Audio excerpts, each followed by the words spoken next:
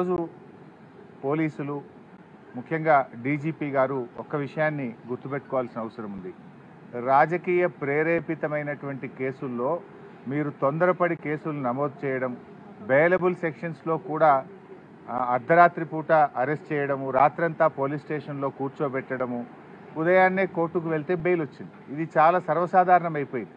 అంటే ఇలా ఆలోచించాల్సిన అవసరం ఉంది. పోలీసులు కూడా ఈ రాజకీయ ప్రేరేపితమైన కేసుల్లో నాయకులు చెప్తే వినడం కాదు, చట్టానికి లోబడి పనిచేయాలి. మనకు కాన్స్టిట్యూషన్ ఉంది, మనకు కొన్ని చట్టాలు ఉన్నాయి, శాసనసభలో చేసుకున్న చట్టాలు ఉన్నాయి, దానికి లోబడి పనిచేయాలి. సుప్రీంకోర్టు కానీ హైకోర్టు కానీ చాలా స్పష్టంగా బెయిలబుల్ సెక్షన్స్లో మీరు స్టేషన్ బెయిలే ఇవ్వండి అని కూడా చెప్పారు. మీరు బెయిలబుల్ సెక్షన్స్లో కావాలని అంత పండగ పూట ఆ రాత్రి పూట ఏదో పెద్ద డెకాయిట్నో ఒక టెర్రరిస్ట్ను అరెస్ట్ చేసినట్టు 30-35 మంది పోలీసులు కౌశిక్ రెడ్డి మీద పడి అరెస్ట్ చేయడము, ఆయనను తీసుకువెళ్ళి కరీంనగర్ పోలీస్ స్టేషన్లో రాత్రంతా దోమలు కుడతా ఉంటే మీరు పోలీస్ స్టేషన్లో కూర్చోబెట్టారు. ఏం అవసరం ఉంటే రాత్రంతా కూర్చోబెట్టాల్సింది? పండుగ తెల్లారి మీరు అంత కావాలంటే అరెస్ట్ చేయడానికి ఏమైనా ఇబ్బంది ఉన్నదా? ఏమైనా అడ్డంకులు ఉన్నాయా? ఆయన ఏమైనా పారిపోతాడా? ఆయన ఒక గౌరవ ప్రజాప్రతినిధి కదా.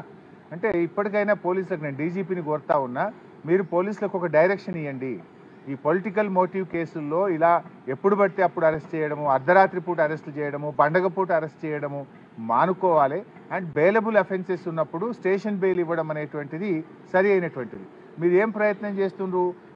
మన రేవంత్ రెడ్డి గారి ప్రభుత్వం కౌశిక్ మీద అక్రమ కేసులు బనాయిస్తూ 28 కేసులు ఉన్నాయి, ఇతని రిమాండ్కి పంపాల్సిందే అని మాట్లాడుతున్నారు. ఎవరు పెట్టింది 28 కేసులు? రేవంత్ రెడ్డి ప్రభుత్వం రాకముందు కౌశిక్ రెడ్డి గారి మీద ఒక్క కేసు కూడా లేదు. ఈ కేసులన్నీ ఎప్పుడు పెట్టినారు? ప్రశ్నిస్తూ ఉన్నాడు కౌశిక్ రెడ్డి. ప్రజల పక్షాన, బీఆర్ఎస్ పార్టీ పక్షాన రేవంత్ రెడ్డి ప్రభుత్వాన్ని ప్రశ్నిస్తున్నాడు కనుక ఆయన మీద ఈరోజు మీరు అక్రమ కేసులు పెట్టారు. ఈ 28 కేసులు కూడా మీరు పెట్టినటువంటివే. నిన్న కూడా కరీంనగర్ కలెక్టర్ గారి ఆహ్వానం మేరకు ఆయన మీటింగ్కి వెళ్ళాడు. ఆయన ఏమి పిలువని పేరంటానికి పోలేదు, ఆయన మీటింగ్కి ఆహ్వానితుడు. ఆ మీటింగ్లో ఒక సభ్యుడిగా నువ్వు ఏ పార్టీ తరఫున మాట్లాడుతున్నావు అని అడిగాడు. ఇందులో తప్పేముందండి? ఒక కౌశిక్ రెడ్డే కాదు కదా, ఈ రాష్ట్ర ప్రజలందరూ కూడా అడుగుతూనే ఉంటారు. ఈ 10 మంది శాసనసభ్యులు పార్టీ మారిన ప్రతి ఒక్కరిని అడుగుతూనే ఉంటారు. ఇప్పుడు ఆ మీటింగ్లో సంజయ్ గారు నేను బీఆర్ఎస్ పార్టీ బట్టలిప్తా అని మాట్లాడితే డెఫినెట్గా అడుగుతారు కదా, నువ్వు గెలిచిందే బీఆర్ఎస్ పార్టీ మీద, నువ్వు బీఆర్ఎస్ పార్టీ గుర్తు మీద, కారు గుర్తు మీద కేసీఆర్ గారు బొమ్మ పెట్టుకొని గెలిచి బీఆర్ఎస్ పార్టీ బట్టలిప్తా అన్నప్పుడు నువ్వు ఏ పార్టీ తరఫున మాట్లాడుతున్నావు అని కౌశిక్ రెడ్డి అడగడంలో తప్పేముంది? ఇది కౌశిక్ రెడ్డి ఒక్కడే కాదు, రాష్ట్రంలో ప్రజలందరూ అడుగుతూ ఉంటారు.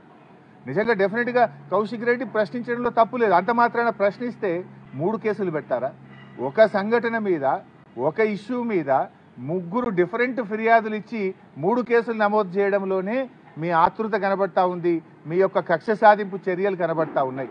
ఒకే కేసులో 3 ఎఫ్ఐఆర్లు పెట్టి ఆ రాత్రిపూట అరెస్ట్ చేసి రాత్రంతా పోలీస్ స్టేషన్లో పెట్టడంలోనే ఇది కేవలం రేవంత్ రెడ్డి గారి ప్రోద్బలంతో, రాజకీయ ప్రేరేపితంగా, కుట్రతో ఒక్కరోజైనా కౌశిక్ రెడ్డిని జైల్లో పెట్టాలనేటువంటి ఒక పగ, ప్రతీకారంతో జరిగినటువంటి అరెస్టే తప్ప ఇంకోటి కాదు. ఇవాళ న్యాయస్థానాల మీద మాకు నమ్మకం ఉంది. న్యాయస్థానం కౌశిక్ రెడ్డి గారికి ఈరోజు బెయిల్ ఇవ్వడం చాలా సంతోషం.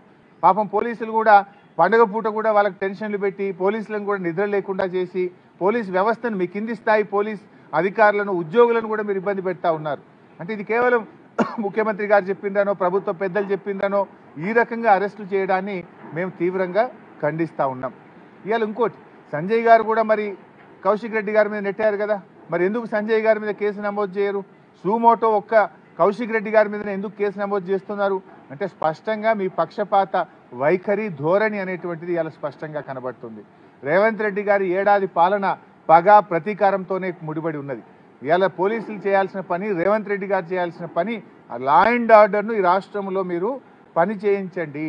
అసలు పోలీసులు తమ పని తాము చేసుకోకుండా ప్రతిరోజు ఏదో ఒక నాయకుడి మీద, సోషల్ మీడియా యాక్టివిస్టుల మీద కేసులు పెట్టి అసలు లా అండ్ ఆర్డర్ గాలికి వదిలేసినారు. ఏం జరుగుతుంది? రాష్ట్రంలో 23% క్రైమ్ రేట్ పెరిగింది.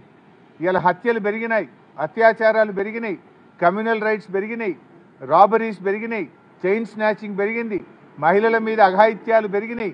రాష్ట్రంలో ఏ జిల్లాలో చూసినా 23% లా అండ్ ఆర్డర్ పెరిగి హైదరాబాద్ ఎల్లో జోన్లోకి పోయింది.